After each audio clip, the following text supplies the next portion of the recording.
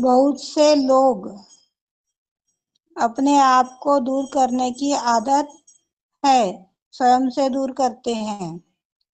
हम घर पर बेहतर है, यह ठीक है, लेकिन वे नहीं जानते कि वो क्या खो रहे हैं।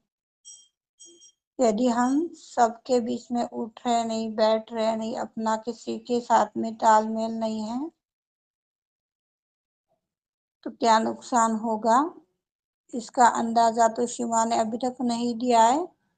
पर जब शिवा ने बताया तो जरूर कुछ बहुत बड़ा ही होगा। तो हम जो कुछ सहयोगियों की ये धारणा बनी हुई है, जहां तक मेरे पास में सवाल आते हैं कि भाई मुझे पकड़ आ जाएगी, नॉन सहयोगी है तो मुझे नहीं जाना है, वहां पर ऐसा है तो मुझे ये नहीं करना है, सहयोगियों के साथ ही बात करनी है। इस तरह की धारणाएं कुछ लोगों की बनी हुई है।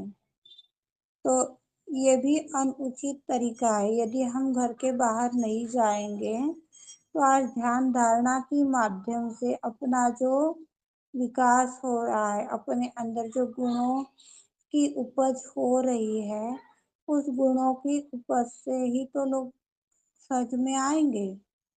अपन क्या चीज है उनको दिखेगा।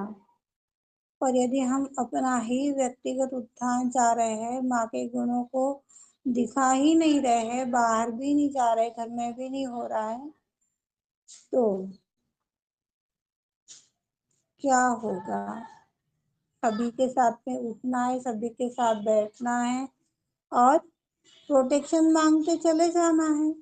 माँ आप हमारे साथ चलिए, बंधन लीजिए, प्रोटेक्शन मांगिए, बहुत सी चीजें शिव माँ ने बता रखी है। तो किसी गलत व्यक्ति के पास भी जाते हैं और अपन संतुलन में है, कवच बना हुआ है, तो पहली बात तो अपने को कष्ट नहीं होगा, और दूसरी बात सामने वाले का जो भी गलत है ना, वो दुनिया के सामने आ जाएगा, यदि अपन प्रेजेंट अवस्था में वहां इस टाइप से जा रहे हैं। तो राजस्थान का एक अनुभव है, इस अनुभव के माध्यम से आप समझ पाओ तो साधक का ही अनुभव है, नाम मुझे याद नहीं। परिवार में बहु और मेरे ख्याल से उनके मिस्टर भी सहयोग करते होंगे, कंफर्म याद नहीं है भैया करते हैं या नहीं करते हैं, सहयोग करते थे। और जो सास ससुर थे, वह सास ससुर किसी अन्य गुरु का मानते थे। अब हम बहुओं की तो सिचुएशन बनी हुई है, फिर चाहे वो नई रहे चाहे पुरानी रहे, जब तक उसके लाइफ में सास बनी हुई है, घर में सास बैठी हुई है, तब तक उसकी बात तो उसको माननी ही है। फिर चाहे वो 60 साल की महिला क्यों नहीं हो जाए, 60 साल की बहू क्यों ना हो जाए, माननी है। अब ये बहू भी चल दी, 15 साल हो गए थे शादी को, और माँ सासू ने बोला कि अपने को वहां पे जाना है, कवच लेकर के गई, बंधन लेकर के गई, माँ से प्रार्थना कर करके गई कि माँ मेरा मन तो यहाँ पर जाने का नहीं है, पर यदि आपको कोई कार्य करवाना है तो आप मुझसे कार्य करवा लीजिए। जैसे ही इस साधक का पैर उस स्थान पर पड़ा, पता नहीं ऐसी क्या घटना वहां पर घड़ी कि उस ढोंगी गुरु के सारे पर्देफाश अपने आप हो गए। कभी कभी नेगेटिव स्थान पर जाने से कितने लोगों का भला होता है, यह आप इस उदाहरण के माध्यम से, इस अनुभव के माध्यम से समझिए।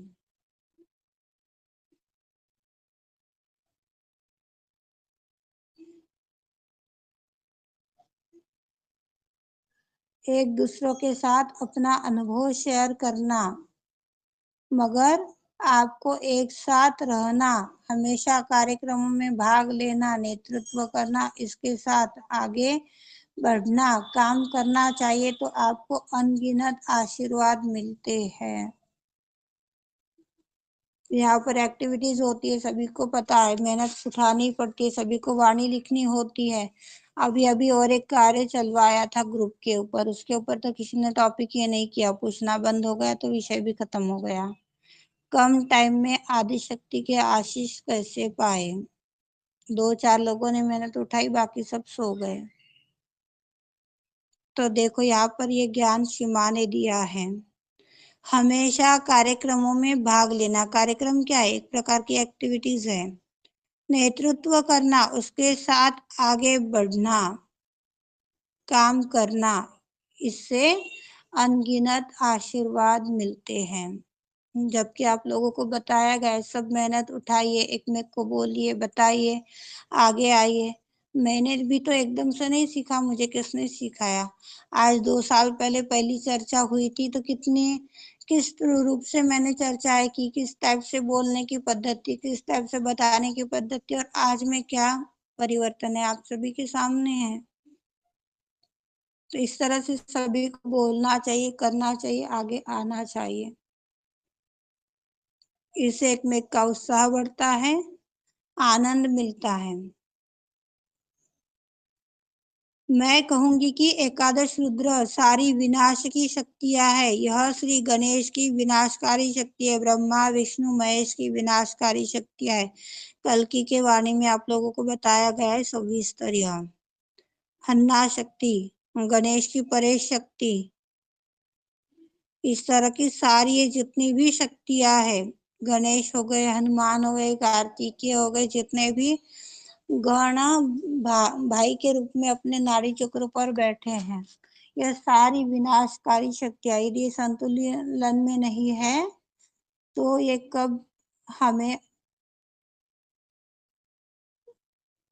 शब्द नहीं आ रहा है, क्षमा कीजिए सीमा। आखिरी, यह हिरण्यगर्भ की भी विनाशकारी शक्ति, जो पूर्वकालीन बाधाएं हम बोलते हैं। यहाँ पर सभी को प्रार्थना सिखाई गई थी, माँ हमें आपके संस्कार दीजिए, आपके संस्कार हम पर घड़िए माँ। जितने भी पूर्वकालीन संस्कार है, जितने भी जिस स्थान के कुसंस्कार है, उनसे हमें मुक्त कीजिए। तो यह हिरण्यगर्भ की जो एकादश रुद्र की शक्ति है, यह संतुलित हो जाएगी और हमें सुरक्षा प्रदान करेगी। सारे चक्रों पर यही है। अच्छा नहीं किया तो बुराई अपने आप आएगी, बुराई करोगे तो अच्छाई कभी आएगी ही नहीं। हर एक चीज के दो पहलू हैं। अच्छाई करोगे तो बुराई आएगी नहीं, और बुरा करोगे तो अच्छाई जमेगी नहीं। एक पर एक अपने आप आ जाता है, उसको कहीं से खरीद कर नहीं लाना पड़ता, या किसी के सिखाने से भी वो नहीं होता है। इसलिए इस प्रकार पूर्ण विनाशकारी शक्ति एकादश रुद्र है। यह बेहद शक्तिशाली है, विस्फोटक है। यह अंधी नहीं है, बल्कि बहुत कूट कूट कर इनके अंदर विवेक भरा हुआ है।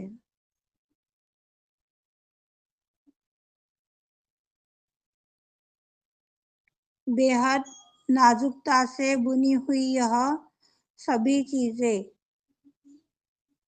हमें बचाती है, गलत चीजों से हमारी रक्षा करती है एक हद तक। पर यदि हम बार बार गलत में ही जा रहे हैं, गलत काम ही कर रहे हैं, गलत वचन ही बोल रहे हैं, तो मुझे क्या करना है भाई? क्या तू तेरा देख। अपने दैनिक व्यवहार में भी अपन सब ये करते हैं। मेरा ही उदाहरण ले लीजिए, कितने दिन पूछा, कितने दिन नाराज हुई, ठीक है। दूसरे दिन सीमा ने फिर ज्ञान दे दिया, किसके लिए कर रही है तुम? अपने विकास के लिए, अपने उत्थान के लिए कर रही है, फिर चालू हो गई।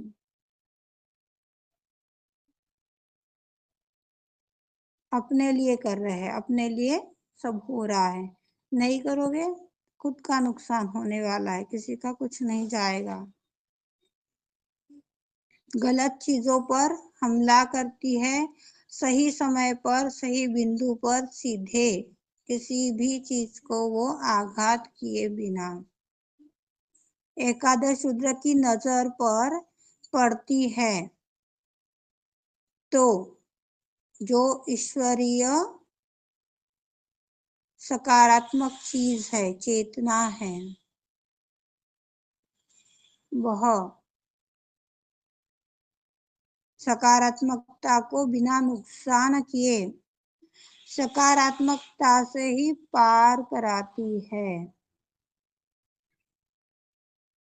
पॉजिटिव ऊर्जा में यदि बने हुए हैं तो ऐसी कोई भी शक्ति नहीं है कि वो आपको नुकसान पहुंचाए। विशेष माने पूर्ण संतुलन में यदि है तो आपको कोई कष्ट नहीं दे सकता, आपको कोई बुरी शक्ति स्पर्श नहीं कर सकती। यह शब्दों का प्रयोग हमने वाणी में सुना होगा। यह किसी को ठंडा करती है, किसी को जलाती है। ठंडा यानी बर्फ जैसा जमा हुआ, नहीं शीतल। बर्फ जैसा ठंडा है तो भी वो संतुलन से बाहर है। बहुत ज्यादा ठंडा आना, बहुत ज्यादा गर्म आना, ये अनुचित है।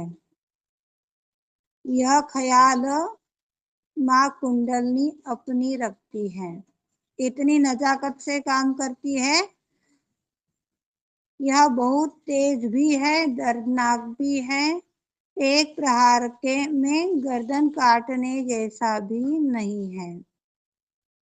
धीरे धीरे काटती है, थोड़ा थोड़ा करके खराब होता है और फिर एकदम से खत्म हो जाता है।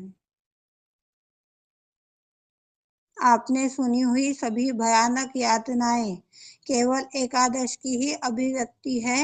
उदाहरण के लिए कैंसर का मामला ले लो।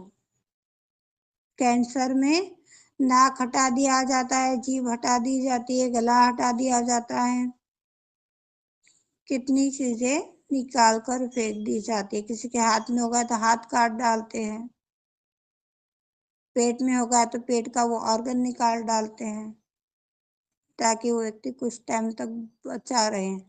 और कैंसर उसी व्यक्ति को होता है जो बहुत ज्यादा अपवित्र है, असंतुलन में है।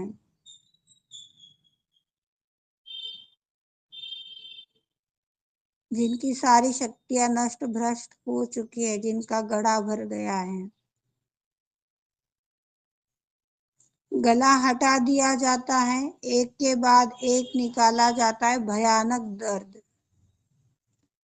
कुष्ठ रोगी जिन्हें लेप्रोसी कहा गया है, या उदाहरण ले लीजिए। कुष्ठ रोगी अपनी उंगलियों को महसूस नहीं कर पाते हैं। कोई भी चूहा या कुछ भी उंगलियों को खाता है, वे इसे महसूस नहीं कर पाते हैं, यानी किसी चीज प्रकार की अनुभूति ना होना।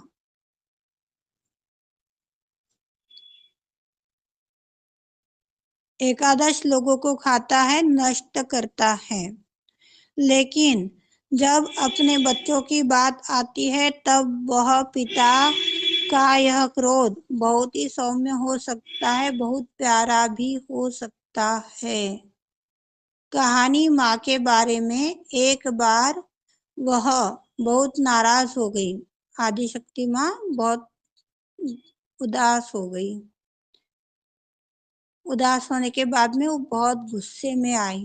गुस्से में आई तो पूरी दुनिया को वह अपनी एकादश शक्ति से नष्ट करना चाहती थी। उसने पूरी दुनिया को कष्ट दिया, नष्ट करने की कोशिश की। जब वह उस दशा में आ गई तो पिता ने खुद महसूस किया कि वह जब ज्यादा ही गुस्से में है, तो जब उसने नष्ट करना का कार्य शुरू कर दिया है, फिर चाहे वो दाई ओर हो चाहे बाई ओर हो, तब पिता भी कुछ नहीं बोलते हैं। कुछ पता भी नहीं चल पाता है क्या करना चाहिए। अपने बच्चों को यानी सहयोग को जो ईसा मसीह का प्रतिनिधित्व करते हैं या उसके महान बच्चों में से किसी का प्रतिनिधित्व करते हैं तो माँ के पैरों के नीचे रखा जाता है। जब वह विनाश कर रही थी, अचानक उसने अपने बच्चे को उसके पैरों के नीचे देखा। उसकी इतनी बड़ी जीभ बाहर निकली, उससे तुरंत संतुलन मिल गया।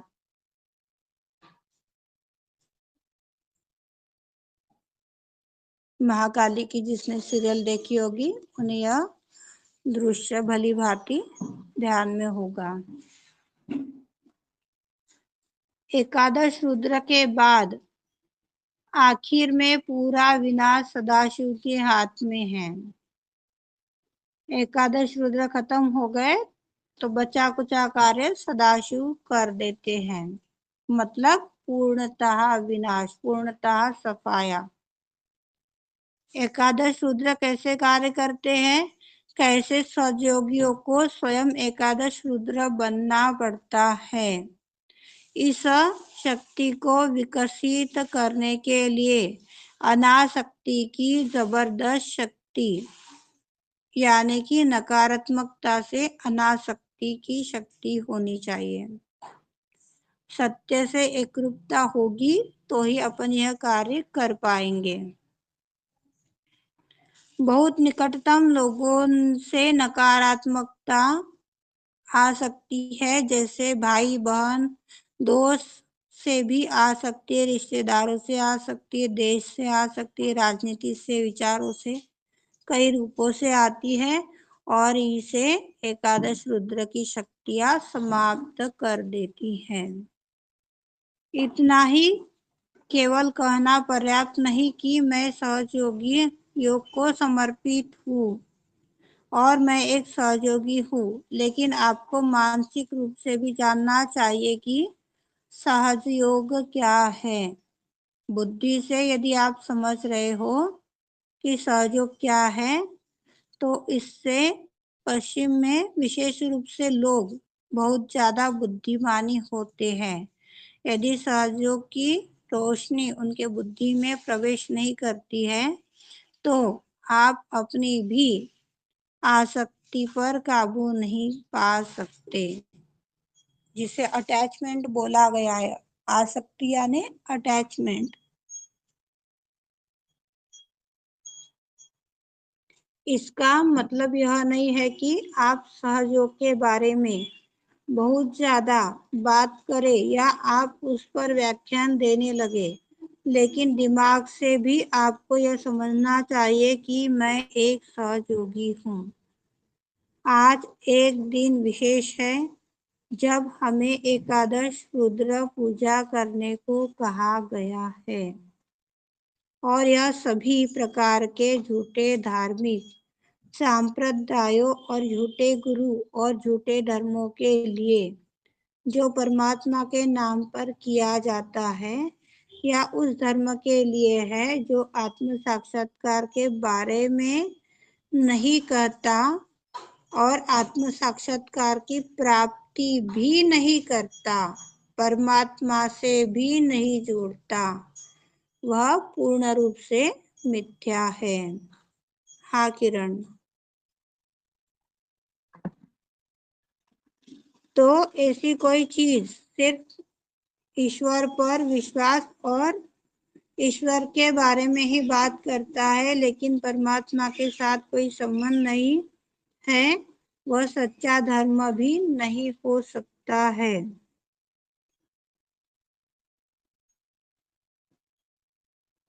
बेशक यह लोगों को संतुलन देता है। संतुलन देने के चक्कर में यदि लोग उस पैसे पर रहते हैं, उस धन से आनंद लेने का प्रयास करते हैं, तो धर्म तो बहुत न्यूनतम स्तर पर गिर जाता है, यानी सबसे नीचे गिर जाता है।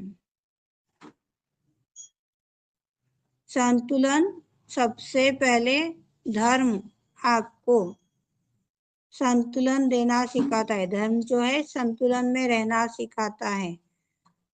लेकिन उस संतुलन में जब वे कहते हैं आपको संतुलित होना है लेकिन मुझे इसके लिए पैसे दो, आपको मुझे पैसा देना होगा, मुझे सब कुछ, आपका पर्स मुझे सब कुछ दे दो, तब संतुलन नहीं किया जा सकता। इसमें परमात्मा का आशीर्वाद प्राप्त करना होता है।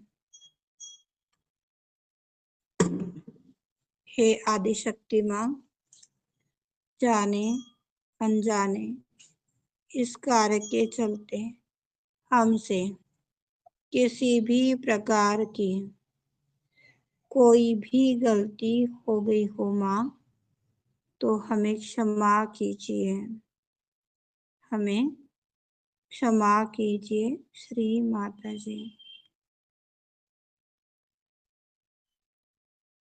हे आदिशक्ति माँ, आज आपने एकादश रुद्र के बारे में जो शुद्ध ज्ञान हम सभी को प्रदान किया माँ, यह शुद्ध ज्ञान हम सभी के आचरण में, हम सभी के व्यवहार में कार्यान्वित करवा दीजिए श्री माता जी। अनंत कृपा करो परमेश्वरी, अनंत कृपा करो परमेश्वरी। गणेश मंत्र, उसके पश्चात 3 बार एकादश रुद्र का मंत्र लेंगे। एक मिनट।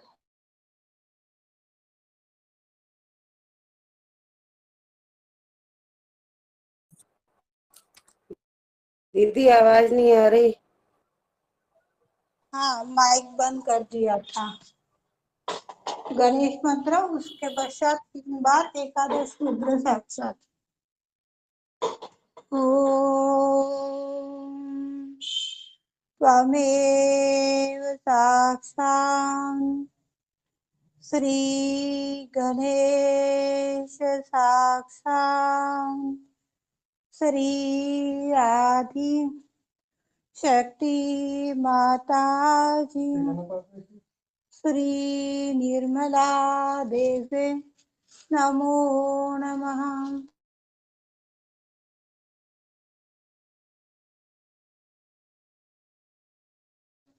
ओम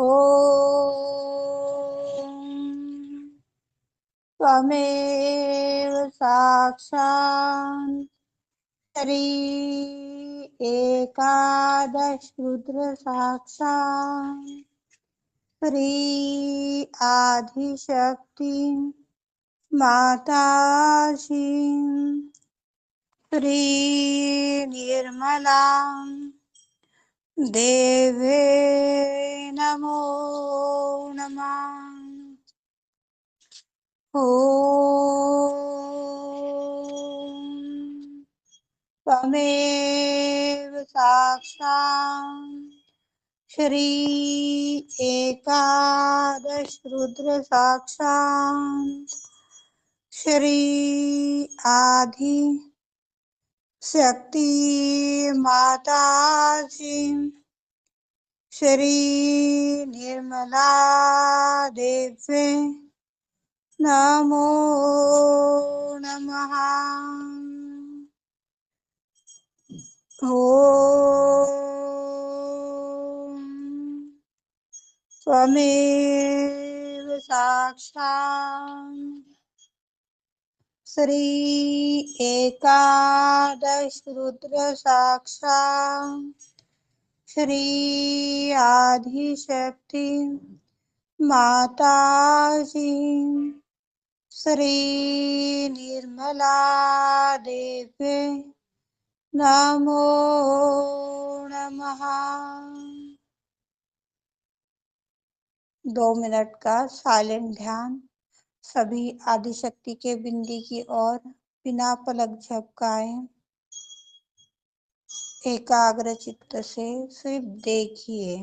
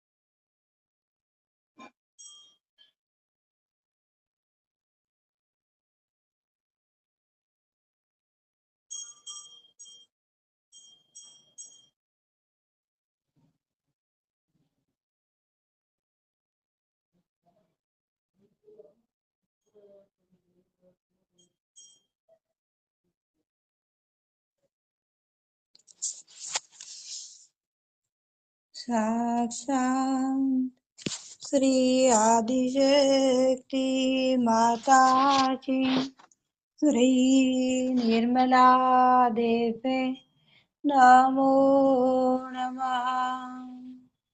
अपना सीधा हाथ हृदय के ऊपर, चित्त आकाश में।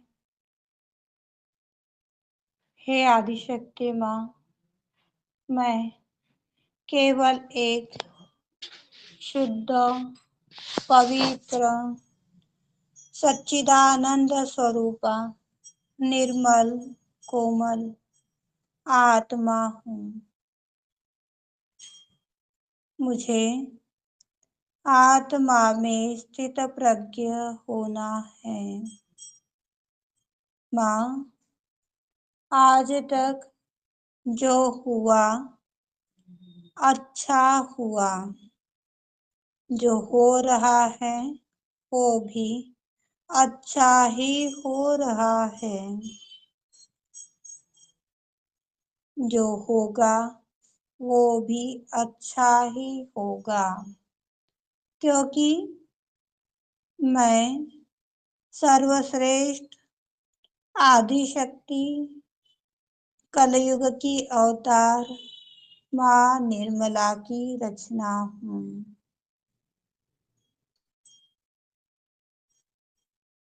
मैं पूर्ण रूप से स्वस्थ हूँ, सुखी हूँ, संतुष्ट हूँ। माँ, आरोग्य रूपी धन संपदा से, दसों दिशाओं से अपनी इच्छा का, कर्म का, धर्म का, वाणी का, व्यवहार का, आचरण का आशीष दे रही है।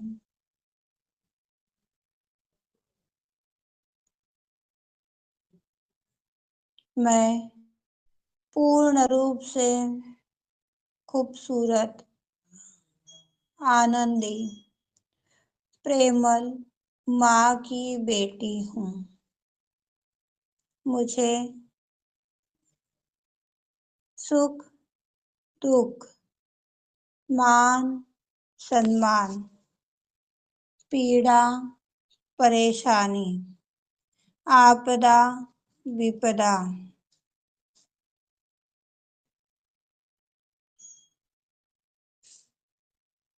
भूख, प्यास कुछ भी स्पर्श नहीं कर सकता है। मुझे कुछ भी स्पर्श नहीं कर सकता है। मुझे निर्विचारिता में बढ़ना है, निर्विकल्प अवस्था को पाना है। श्री गणेश कृपावंत होकर हमारी सहायता कीजिए। हमें हमारी माँ निर्मल के दरबार ले चलिए। हमें पूर्ण रूप से निर्विचार कर दीजिए। निर्विकल्प अवस्था प्राप्ति में हमारी सहायता करने की कृपा कीजिए। अनंत कृपा करो श्री गणेश। अनंत कृपा करो श्री गणेश। माँ निर्मल के दरबार ले चलो श्री गणेश। साक्षात श्री आदिशक्ति माता जी श्री निर्मला देवे नमो नमः। हे आदिशक्ति माँ, हमारी प्रार्थनाओं को स्वीकार कीजिए, आशीर्वादित कीजिए, कार्यान्वित करा दीजिए माँ। अनंत कृपा करो। जय श्री माता।